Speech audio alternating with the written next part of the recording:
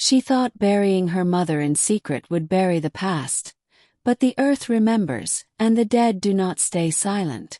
In a remote village where the wind wailed like grieving mothers and the night air smelled of burnt cola and ancient secrets, there lived a girl who thought herself cleverer than the spirits. They say the trees around that village leaned inward, as if listening for betrayal, and one night they heard it.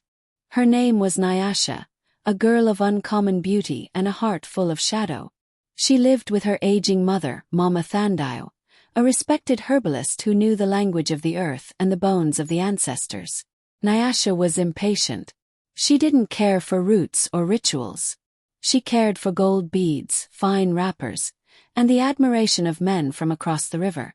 "Old ways are for old women," she'd say, rolling her eyes whenever her mother spoke of taboos or spirits. But Mama Thandio would only smile, her eyes deep as night. "The ground watches, child. And the dead do not like to be mocked." One season the rains were late. The yam fields dried and cracked like broken calabashes. Mama Thandio fell ill, her breath shallow, her skin turning the color of ash. She called Nyasha to her mat and said, "When I die, do not place me in the dry ground. Take me to the sacred grove, bury me with the beads of my foremothers, and pour libation for 7 nights. But Nyasha had already tasted the greed of the world. In her mind, those beads were worth a dowry from a chief's son.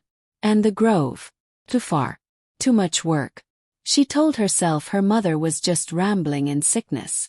So when the old woman died beneath the sunless sky, Nyasha dug a shallow grave just beyond the banana trees. She kept the sacred beads. She did not pour libation. And she buried her mother, while her eyes darted like a lizard's, watching for witnesses. That night the wind stopped. Not slowed, stopped. And in the silence, even the crickets refused to sing.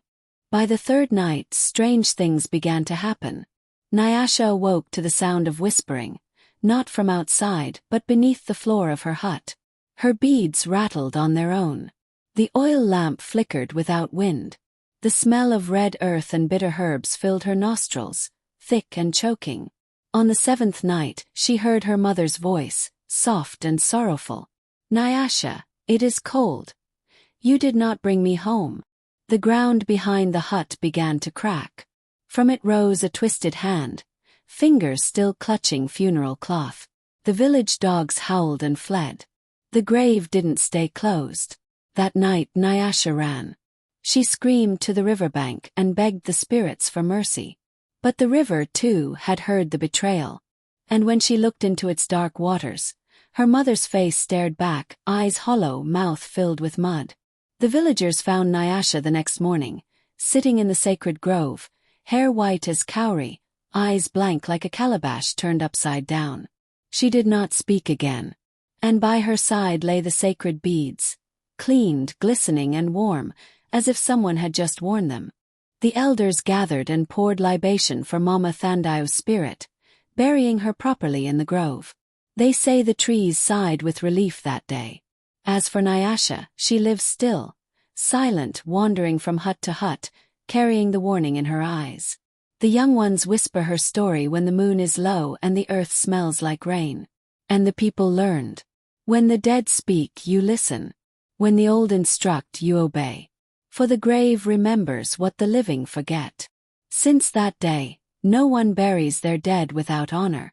And no one dares steal the beads of a mother's spirit.